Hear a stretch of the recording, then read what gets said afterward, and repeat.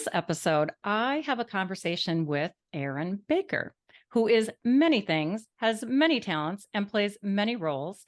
And Erin is also a trans woman on a mission to share her story. So here's a little bit about Erin. Erin Baker is a dedicated transgender activist and social media influencer. She focuses on sharing the joy of the trans experience, along with clarifying the history, science, and origins of the concepts of gender and sex. Her profiles at Erin Baker and at erinbaker.joy have earned her a significant following, with her videos reaching over 5 million views. Her most popular videos are about parenting LGBTQ children and the problems with Georgia Senate Bill 140, the bill that bans gender-affirming care for minors, which you're going to learn about today. Erin has worked at the Coca-Cola Company for 9 years and is on the leadership team of Coca-Cola's LGBTQ resource group. Like her online activism, Erin works to spread awareness of the trans experience at Coca-Cola by giving groundbreaking presentations and creating informative videos. Vocationally, Erin works on the digital workplace team at Coke and focuses on researching and implementing business applications for artificial intelligence. She's also got a big brain. In her free time, Erin enjoys playing games with her kids, including Fortnite, Zelda, and just about anything made by Nintendo.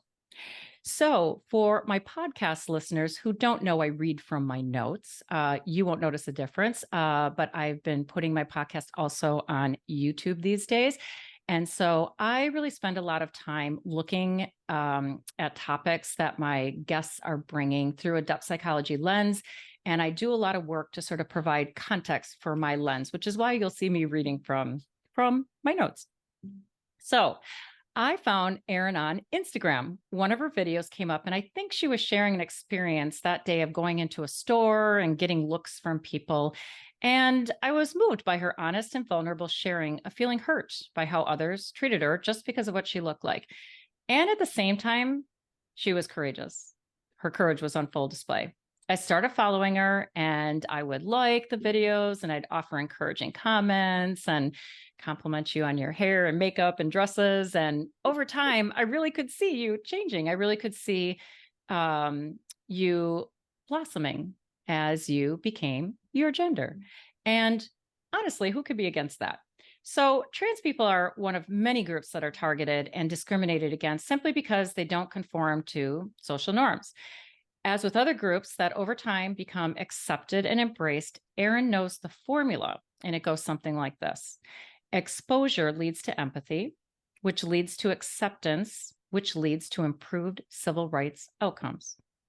On the other hand, we're living through a time that warns us that the rights of once marginalized groups are never to be taken for granted.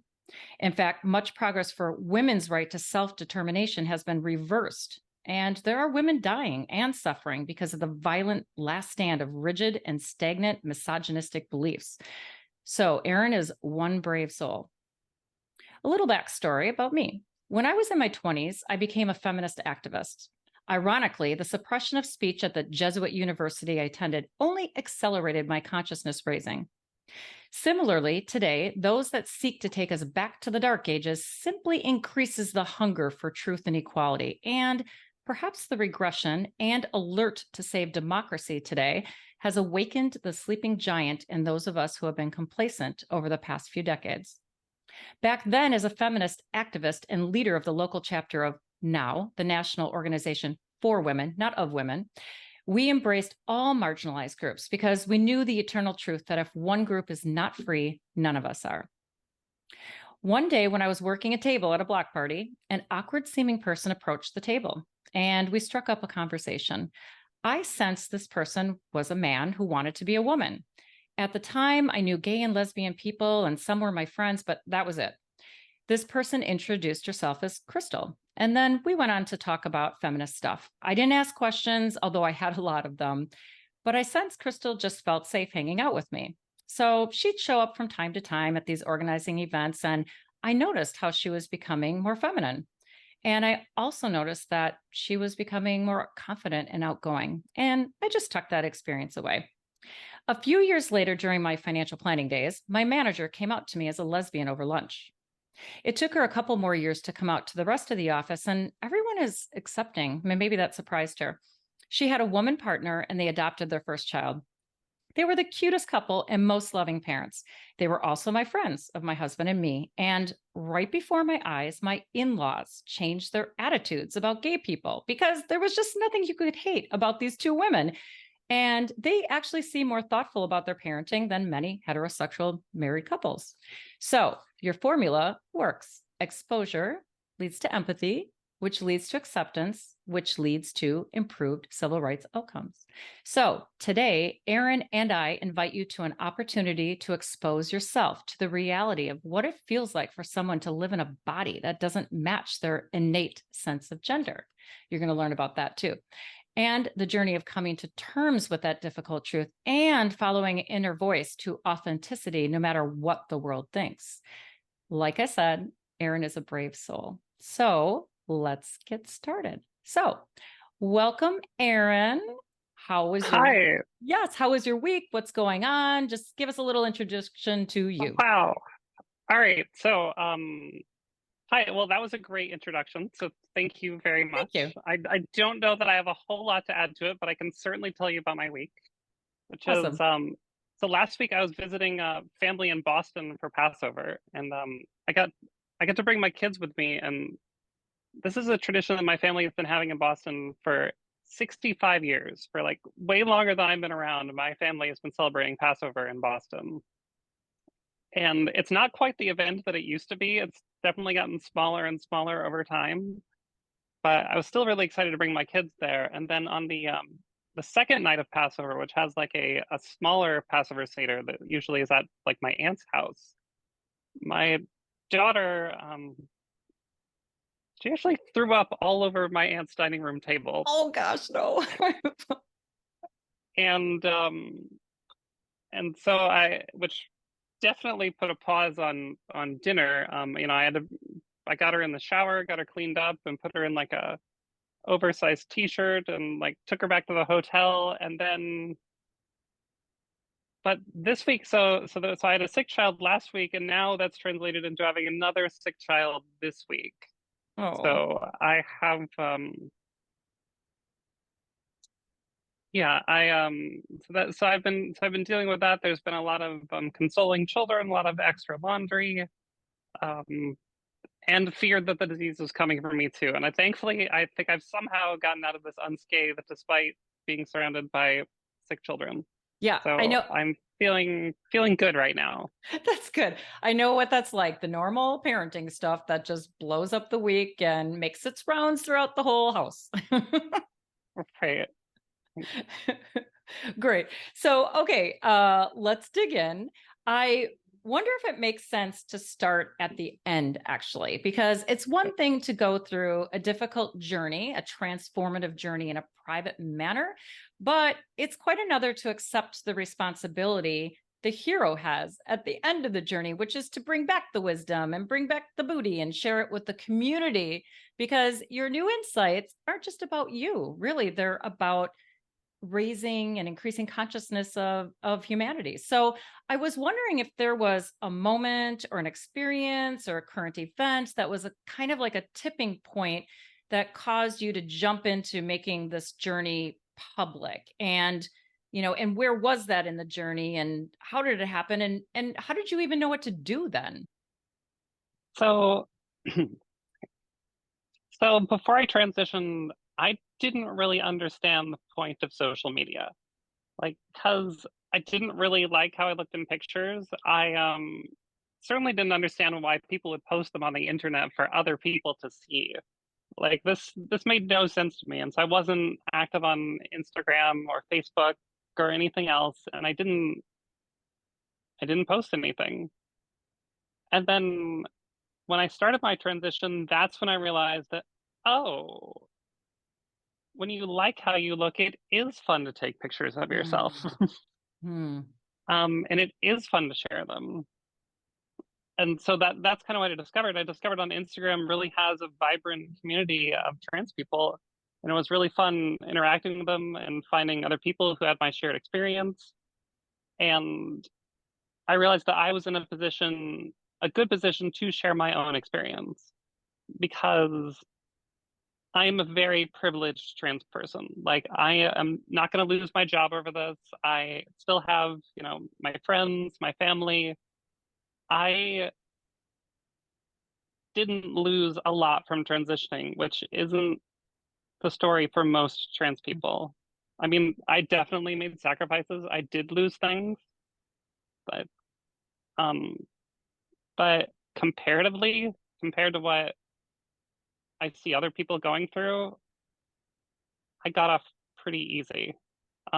So part of the reason I can tell my story is because I'm one of the trans people that has the energy to tell it. Mm, Um, I love it. Thank you. Thanks for sharing that. I appreciate it. I'm sure a lot of people appreciate it. Like I said, the first time that we chatted, I was like, "Oh my gosh, I feel like I'm meeting a celebrity." I don't have that many followers. I just felt like, well, because the way that you share your journey is just so authentic. And so when you're authentic, it means you're sharing all the parts of it. You're sharing the good parts, like, oh, I'm liking the way I'm looking. And I love the photos that you share. But you also share the not fun part of it, like, oh, I was feeling so good about myself. And then, realizing that other people around you have this power over you to like cause you to then go, oh, no, I'm not feeling so good. Like you just shared all of it. And that takes a lot of courage. And I guess that's why I see you as a celebrity. So, and I also appreciate your honesty about, you know, about privilege. A lot of people Oh, we don't want to, or not me, like I know my privilege for sure as a white woman. But a lot of people are defensive about being able to admit that they do have privilege.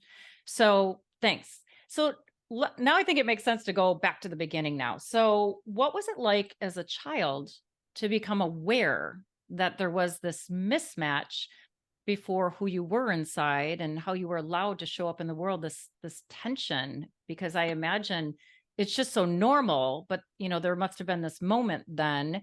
And what did you do about it? And I suspect there's so many factors involved in whether and when children feel safe sharing this with the adults around them, their family, their parents. And it also doesn't seem to be an accident that you became an activist, given that your parents worked in psychology and psychiatry. That was a really interesting true. background. And you, at the way that you talk about it, like you had this curiosity and you hit the books. And I think as you're sharing like that experience, you could also help educate people about the terms, so even what does transgender mean, and transsexual and non-binary, and a lot of it might seem really overwhelming, but it's the repetition, right, of learning and educated where you begin to understand. And I understand, I think, more than many, but even that image that you have of the umbrella, I was like, oh, there's just so much more I didn't realize. And I'm going to share that image on the YouTube version of our chat. So yeah, so take us back to the beginning. And when did the awareness arise, and what were your emotions, and how do you do, and how did your parents act, and all that stuff? Well, when I was a kid, I knew I was different, but I did not know why. And so when I was a kid, I definitely had a diverse set of interests. Like, I was really into for TV shows, I was really into Care Bears and Rainbow Bright, but then I was also into like Transformers Mm, and Thundercats. And I did ask, I remember asking my parents for like girls' toys. Like, I wanted the Care Bears and I wanted the Rainbow Bright stuff, but they didn't really indulge that part of me. Like, um, so I also remember feeling very intense feelings of guilt when I was pretty little. Like, mm, I remember wanting to present more femininely when I was little, but also kind of knowing that was a wrong thing mm. and that I wasn't supposed to do that. So this isn't something I really figured out until I was older, when I realized that there are these things I wanted to do and I didn't understand why I was feeling that way. And luckily, there were a lot of psychology books in my house because my mom is a psychologist, my dad's a psychiatrist, so and they collected lots and lots of books. So we had bookshelves, and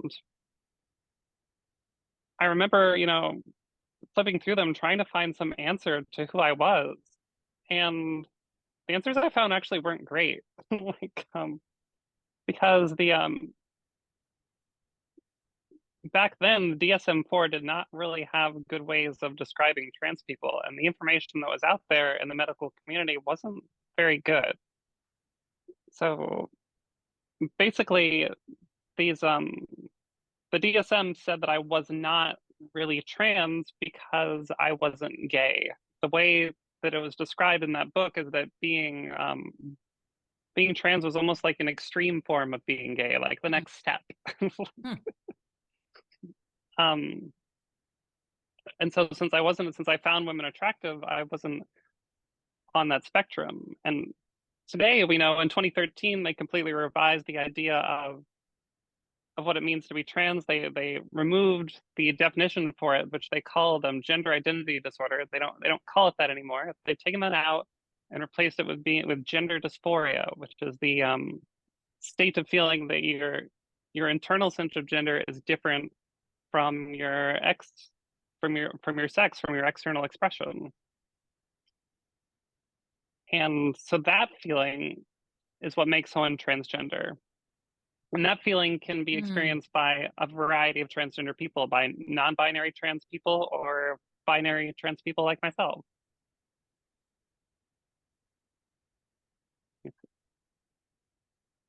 Did that answer your question? That's great. That's great. So was it more when you were like, how old were you when you started, looking for books in your house? Were you like a teenager then, or maybe 7th and 8th grade, something like that?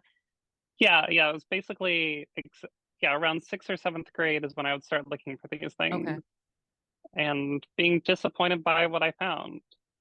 And this disappointment, this actually hurt me later, because at one point I did come out to my parents as someone who wanted to express themselves more femininely. I didn't know what that meant. Mm-hmm.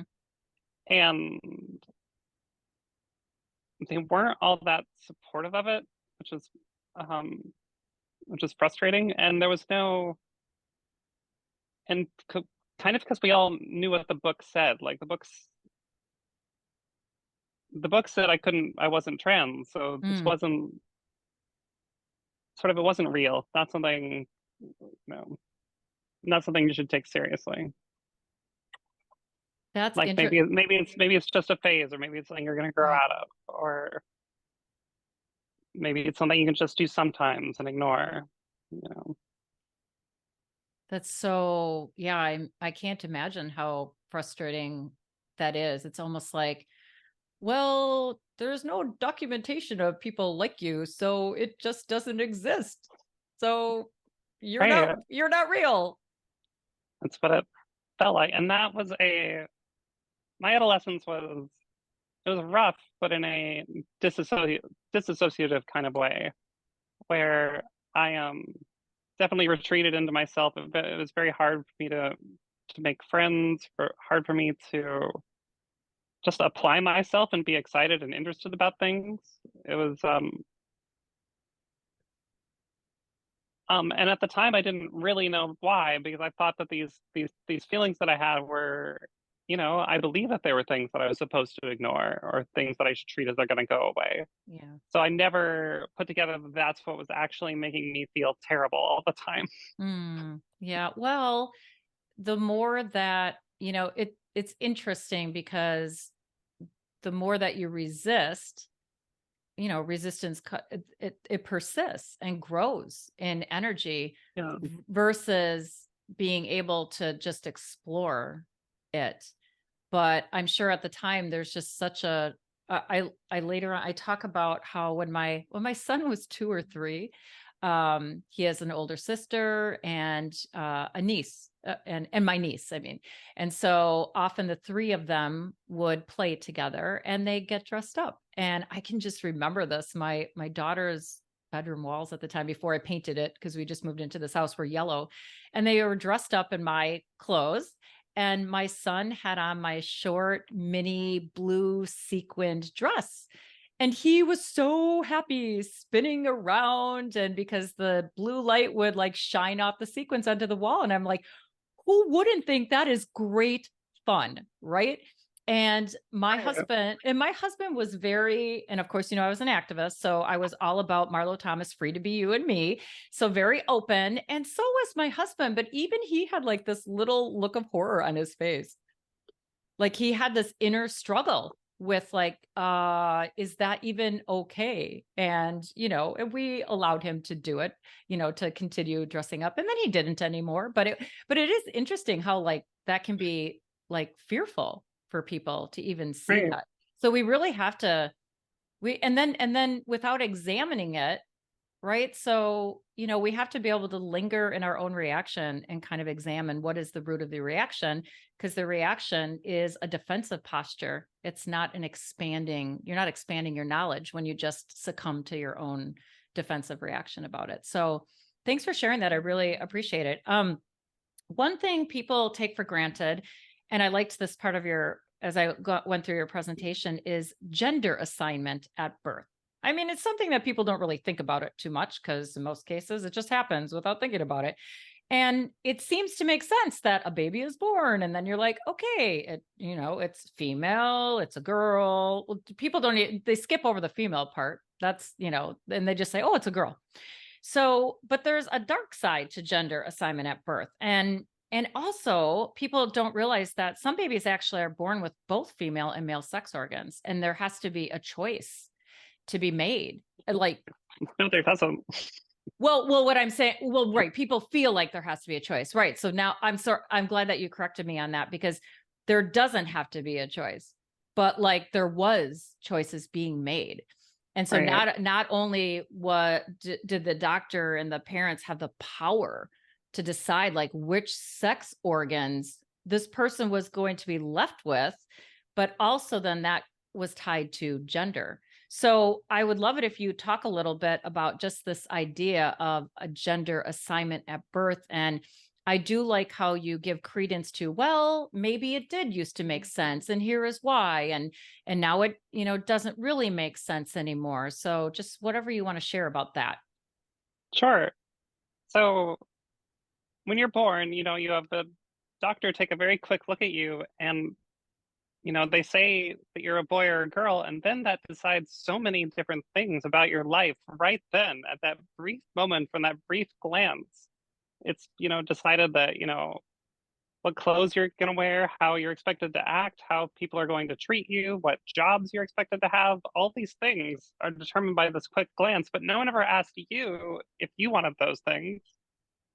Um, so it's not a system that works. I don't think the system works great for a whole lot of people, not just trans people, but I think Mhm. most people don't really need to be shoved into a box on the day they're born. But as you mentioned earlier, there are some good reasons for having gender roles. Maybe not as many anymore, but when the world was harder and in a crueler place than it is now, there's a lot of ways that gender roles actually kept us safe. Like, one example is like, why do men shave their beards nowadays? Like, why is that a common thing for men to have clean facial hair or no facial hair? And the reason for that is during World War One, all soldiers were required to shave so the gas mask would fit Mm. properly. And before that, and like before World War One, all the soldiers in the British Army were actually required to have mustaches. So they went from required facial hair to no facial hair, um, just in one war. And then the same thing happened in World War Two, where they were still using chemical gas warfare, and so all the soldiers had to shave for their gas masks again. But this time, the the intensity of the battle had increased, and the British government required that all of their citizens wear gas masks. So every British citizen also had to shave, and that's why we continue to do it today. It's because it was something that we associated with our own personal safety. And a lot of our gender roles are like that. They're things that we hold close because they've actually kept us safe in the past. That's why men keep their hair short. It's because in a battle, long hair is a liability. It's these things that we associate with safety, but they don't necessarily give us safety now. Mhm. And when things change, it's okay to change those norms.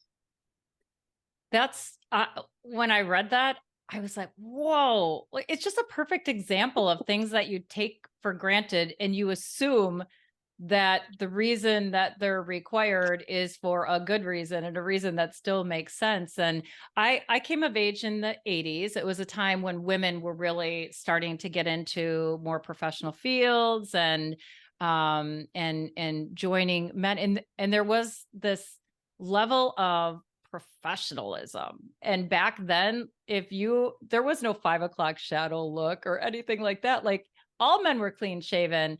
And actually, my father-in-law, my former father-in-law, he still cannot stand looking at my 20-year-old son with his hair down to here. It makes him so uncomfortable. It's hilarious. I'm like, why do you care that his hair is down to here? But it's sort of like is ingrained in you that, well, you don't look Yeah, serious or you don't look whatever. And thankfully, all of that has fallen apart. Like these days in most workplaces, there is sort of an acceptance and that sort of, more casualness and more allowed to express yourself through clothes, hair, and dress and that sort of thing.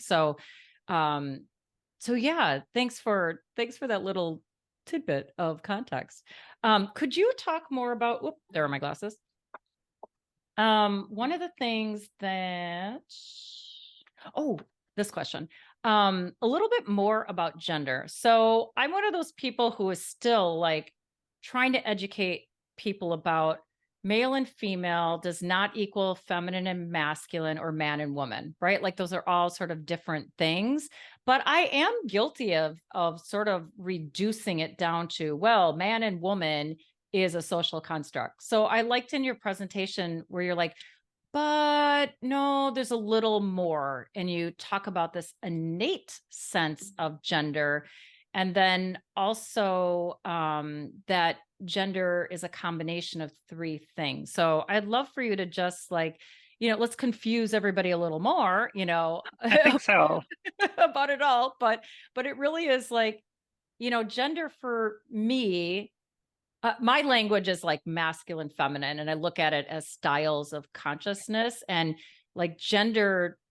Yeah. So now, like, I'm even confused about myself. Like, I like to look pretty, but I would say I'm like that 10% of women who when it comes to like style of consciousness, I'm more masculine in my approach to sort of life, but that doesn't mean man, right? Or I like to look like a man. So, like, you can even get confused about your own sense of gender. So, just talk a little bit more about that, and we'll get people thinking, internally about their relationship to gender.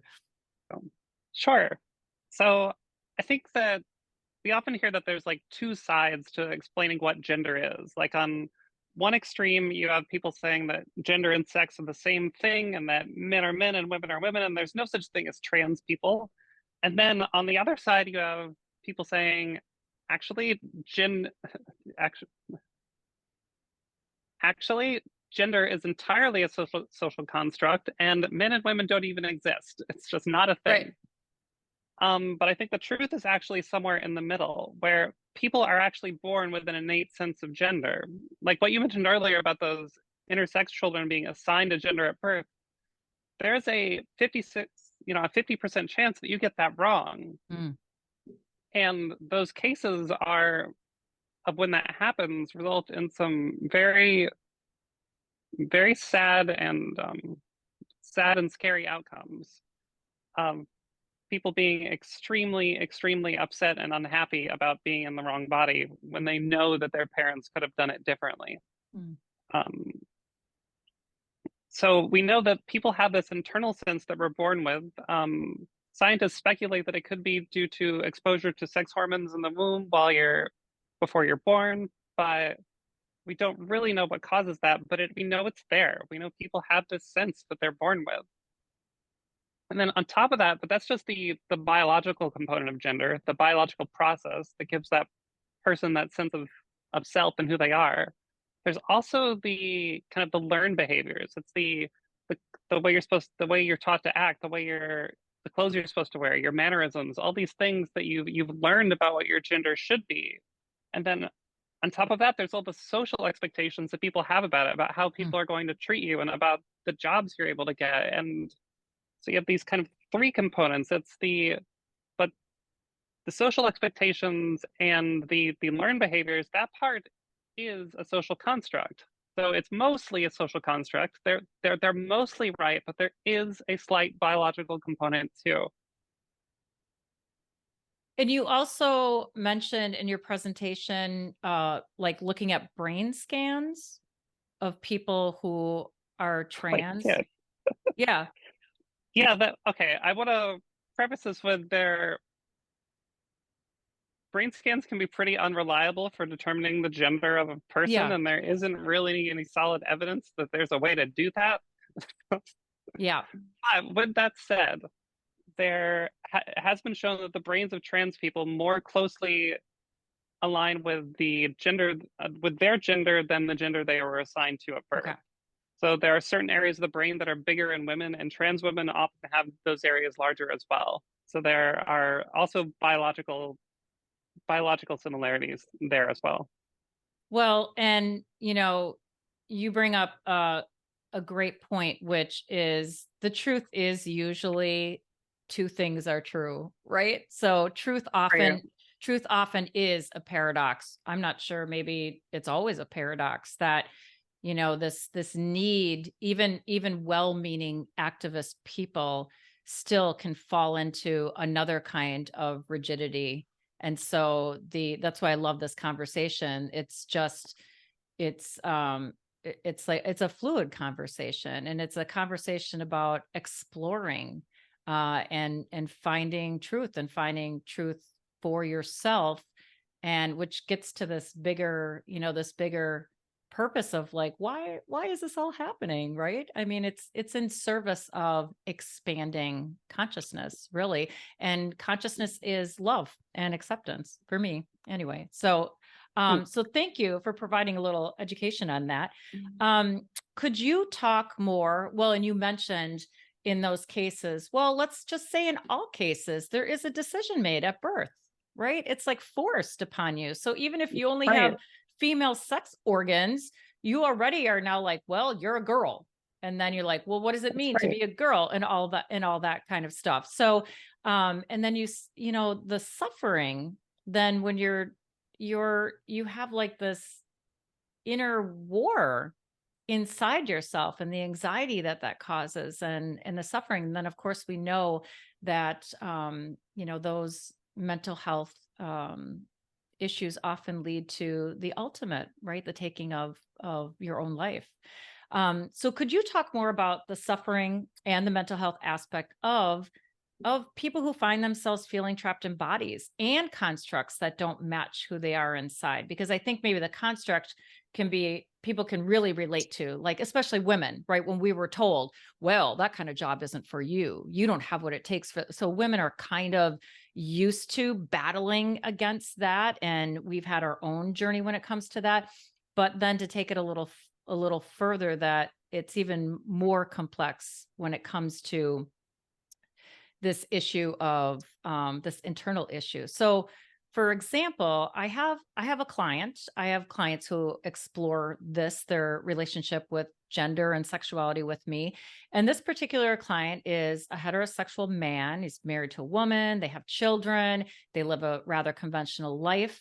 But he also has an inner feminine that craves to be expressed.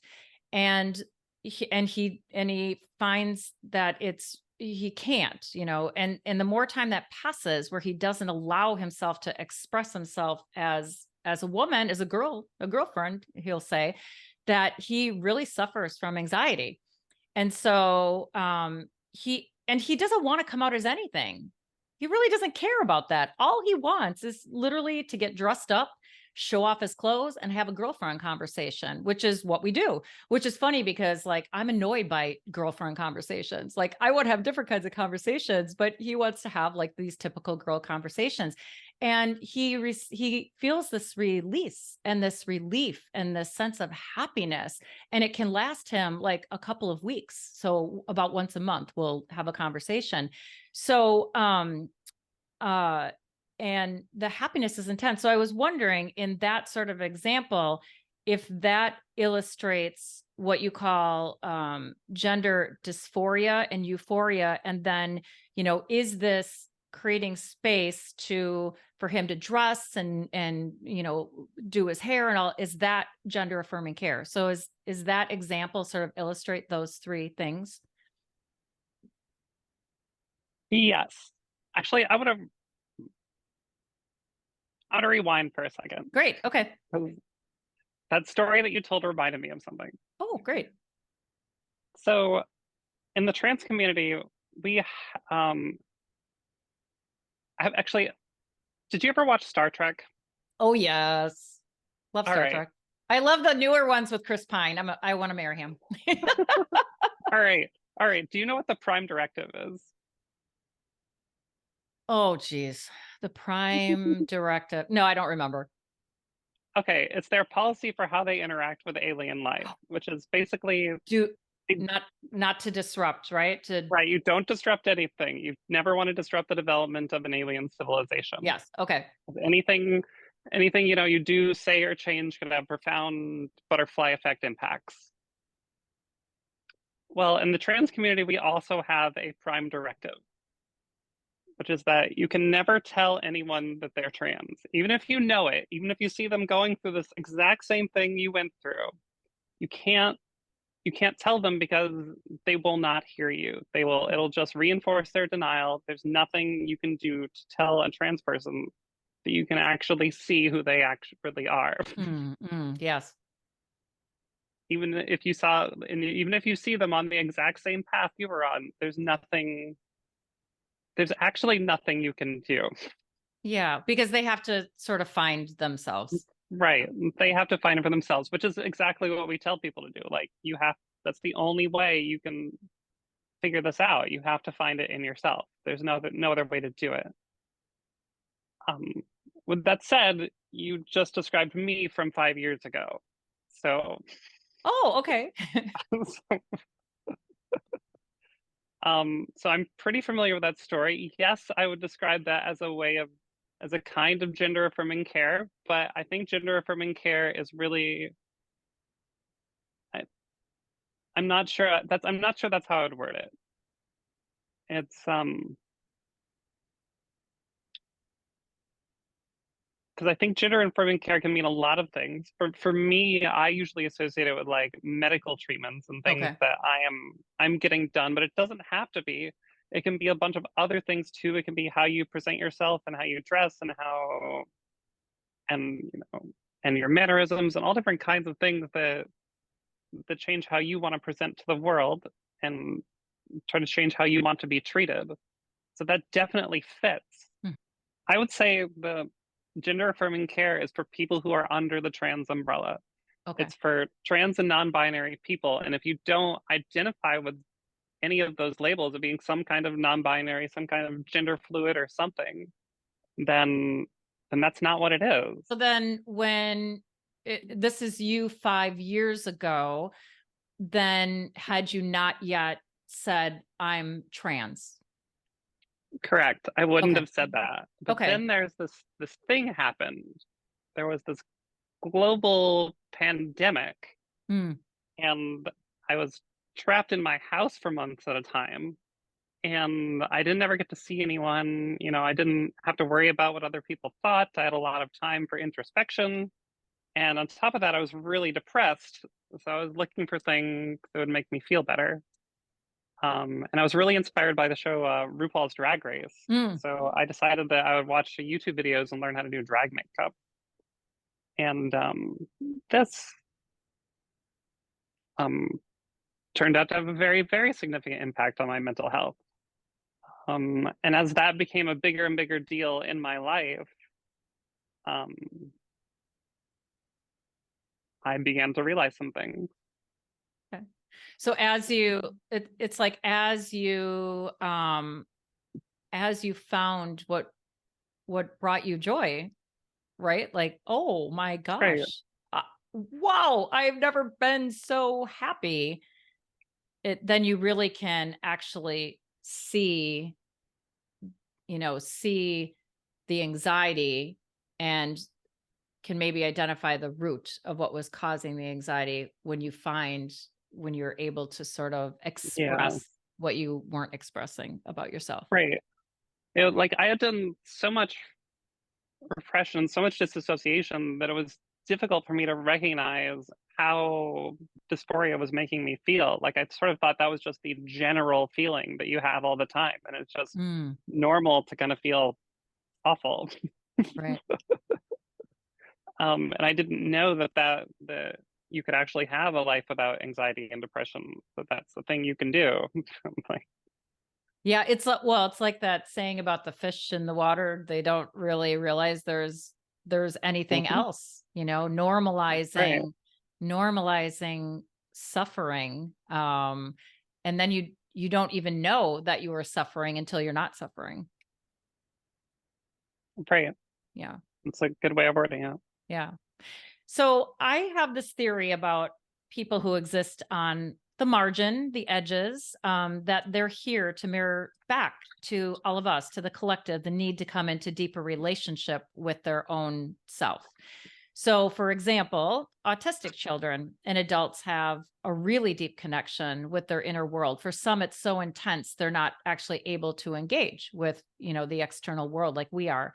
And I've often wondered whether these children are gifts to us. And what we want to do first is we want to say there's something wrong with them. We want to make up a disorder. We want to but we don't really try to get into their world as an invitation to a different realm.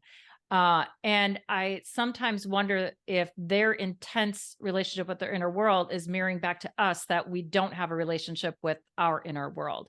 And, for sure, our culture, society, these patriarchal systems has been really imbalanced, one-sidedly masculine, focused on the external.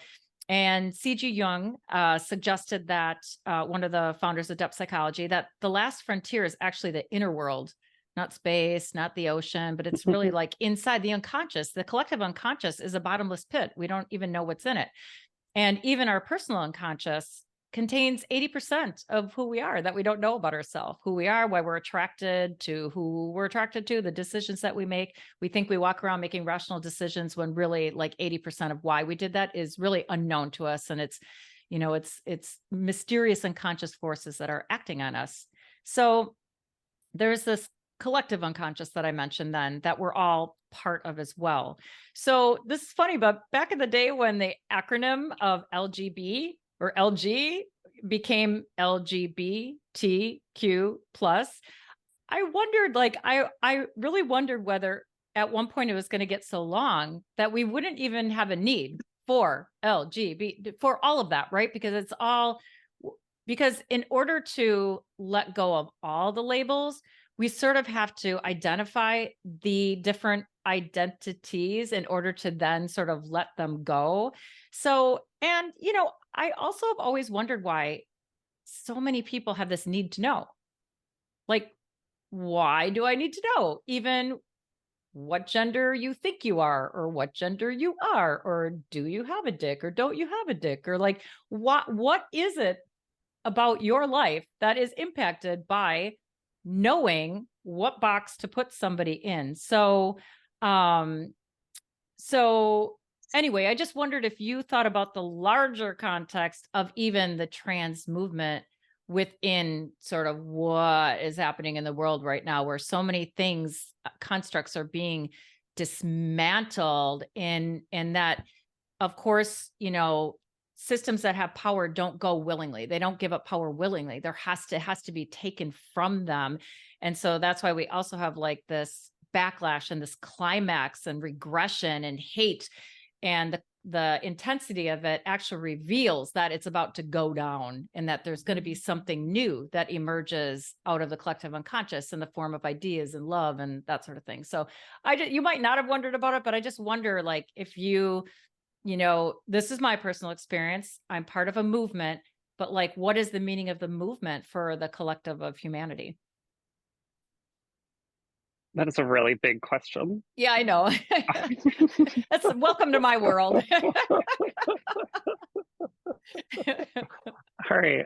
So, so I think there's a lot that people can learn from the LGBTQ community. And I think the most important thing is that you just can't be afraid to be yourself. There's so many ways that people aren't being true to themselves, and it's giving them, it's giving them depression and anxiety, and it can be really hard to see what those things are because they just make up the fabric of your life. Like it's just the realities that you've always thought were there and you've never bothered to question, and maybe you can question them. Maybe the things that are making you upset are things that can change. Yeah, and also you're just pummeled with scolding from the powers that be. How dare you not want to work 80 hours a week? You're destroying the economy, right? Like, I Right. love it. I love what you said, the message of like finding who you are and being who you are. And if it means that rubs some old white guy wrong, then okay, all right. It's all right. Right.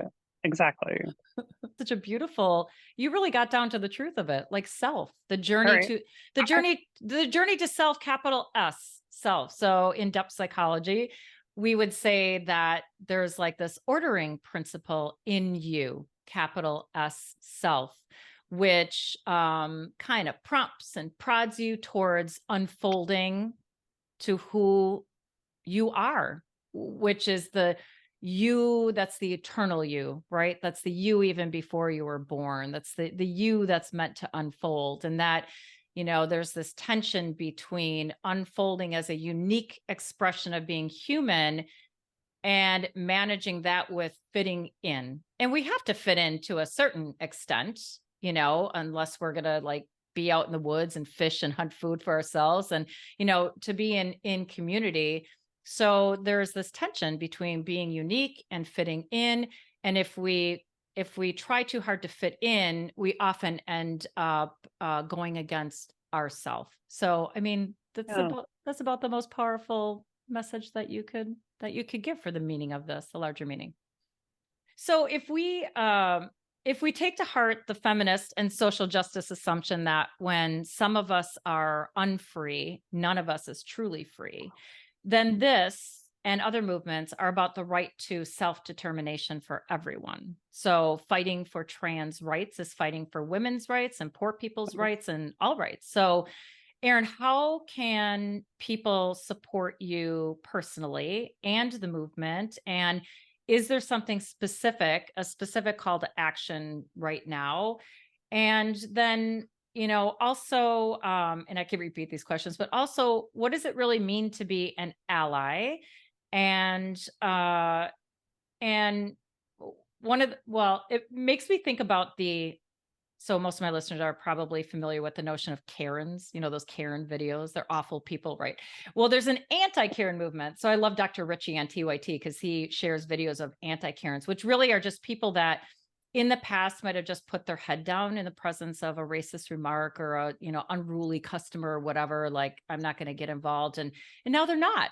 They're not. They're stepping up for their brothers and sisters. So it's great. And it reminds me of, I don't know if you've seen Alita Battle Angel. It's one of my favorite movies, but she said that is a movie about, you have to watch it. Are you into sci-fi? All right. Well, you're into Star Trek. Sci-fi, yeah. Okay.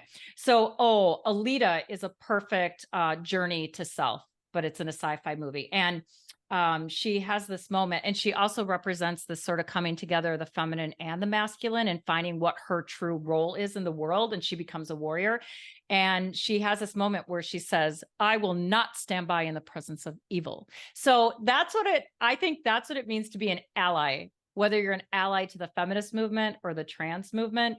So, so just talk a little bit about how people can support you and your efforts to, expose people to this, and just in general, how they can become an ally to the trans movement. Sure. I mean, the most important thing you can do is ideally, trans people in real life and you can talk to them. So make friends with trans people so that you can learn how to empathize with them directly. The next best thing you can do is follow them online and try to learn what the trans experience is like from people online. And then once you kind of know and understand the experience of trans people, then it gives you the power to speak up when you hear people saying things that aren't quite right and that aren't quite true. Um, so you can, so that you can, so that it's going to be hard for you to defend trans people if you don't actually know the right things to say. So do a little bit of research, make sure that when people are saying the wrong thing, you know what to say back, and speak up, and also vote. Those two things.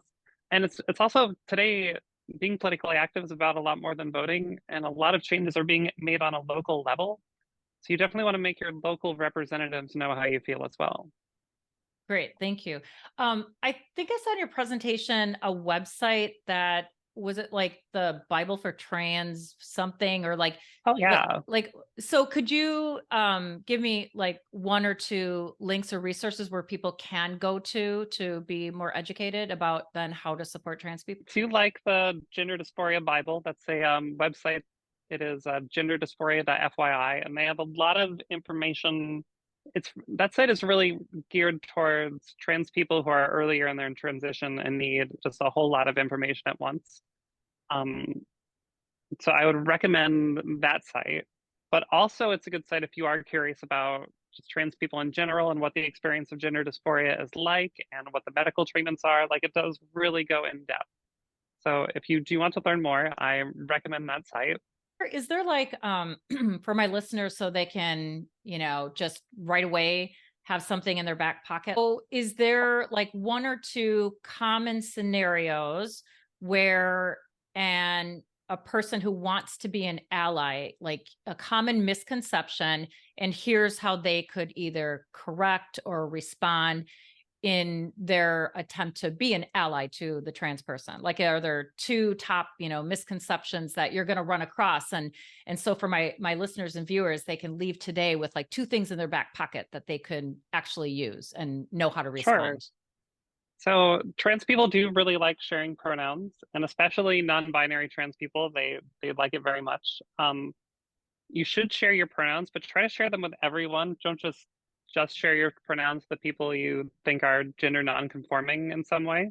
Mhm. So, but people, but trans people, that's a really quick way of signaling to trans people that you're an ally is if you have like a pronoun button, or if you use your pronouns when introducing yourself. That's a great way to do it. Can you tell me, Um, what does that sound like? Because I've never done that well, actually. Like, I know what pronouns I would use. I kind of I like think they actually. it kind of depends on your environment. Oh, Mhm. really? Yeah. Like I like They is a good pronoun. yeah, I like they. I got used to it because one of my writer friends, I interviewed her on my podcast, and she, in her book, which is called Headspace, it's a fantasy novel. She uses they and their. She doesn't actually use he or she at all. And at first I was like, oh my gosh, like I don't. And then I was like, oh, I love this. It's almost liberating to not think he or she, but her descriptive, oh, it was just fantastic. I loved it. And it got me really into they. That's a really okay. I kind of want to read that now. That sounds really interesting. But to answer your question, it sounds like this. Hi, my name's Erin. My pronouns are she, her, and it's saying, or I'm really hoping to get to a point where it's a little more commonplace, where you don't have to say my pronouns are like the hi, I'm Erin, she, her, and you can just kind of skip over it real fast.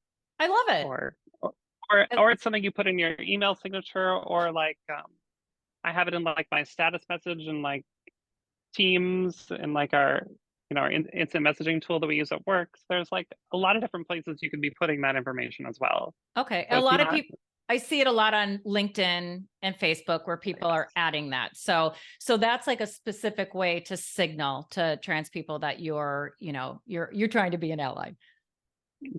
that's a good way to do it. Okay. Um, And then is there a second thing that you can share, like a second top misconception or way that you sure. can be an ally? Yeah. There's just some basic things you could know, like remember that you can't really tell who's trans by looking at them. Hmm. You um, that you should remember that sexual orientation and gender identity are two totally separate things, and you can't tell someone's sexual orientation from what they look like either. You should not ask for a trans person's real name. That's the name they give you is the name you should use, Right. and their past name could be a name that they associate with trauma and being treated very poorly. Right. And so you don't want to use that name, and you don't want to bring that kind of thing up. Okay. Um,